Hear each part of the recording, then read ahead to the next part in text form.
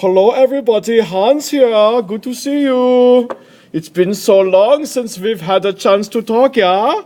We're going to be talking today about the new president of the United States that takes over in 1932, and that's going to be FDR. Mrs. Davenport's walking away from me. I wonder if she finds Hans a little too distracting, Do my big German muscles make Mrs. Davenport uncomfortable? Or maybe she thinks I'm just a crazy idiot. That's more likely. So we're going to talk about FDR, and we're going to be talking about how and what he does as president to try and get America back on track. And to do that, we're going to take a look at two essential questions. Can the government fix the economy? And this is going to be one of those essential questions that comes back again and again and again, because there is so much that we can learn from this one question. And in this lesson, we're going to see two instances of yes, it can fix the economy. We're going to see bank holidays. We're going to talk about something called the First New Deal. And then, tied into that question, is whether or not the government is responsible for the well-being, economically, of its people.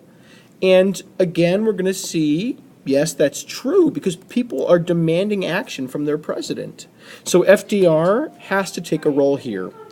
We're also going to see that the government can help people through programs like the First New Deal, or that the government can stimulate by spending to improve our economy. So look for those things throughout the course of this lesson, and we'll talk more about them in class tomorrow.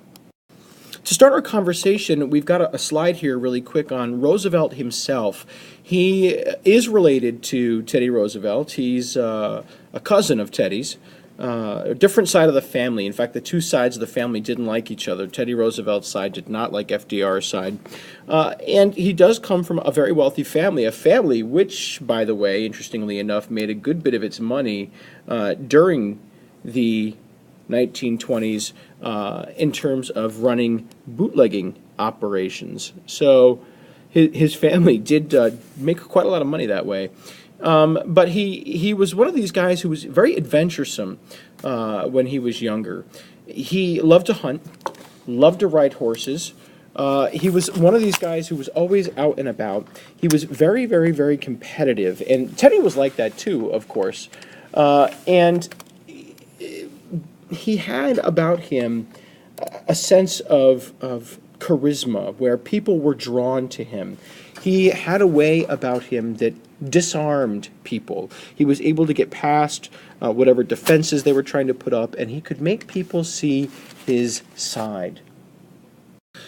And he has a very promising political career. Roosevelt is born in 1882, and he goes to the best schools. He graduates from Harvard, goes on to serve in the New York State Senate, where he is a pretty good policymaker, serves as Assistant Secretary of the Navy under Woodrow Wilson during World War I, so he's responsible in helping with that convoy system that we had talked about in World War I.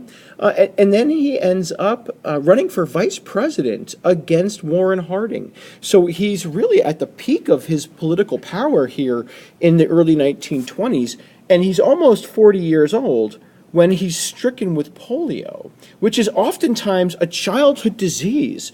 So it was somewhat unusual for Roosevelt to be stricken with polio in 1921 at almost the age of 40. And he's out of politics for several years as he starts to recover from polio. So he will return from polio after several years in 1924. And he is asked to run as governor of New York in 1928, and he does serve as governor from 1929 to 1932, and he is somewhat of a progressive, socially reforming some programs.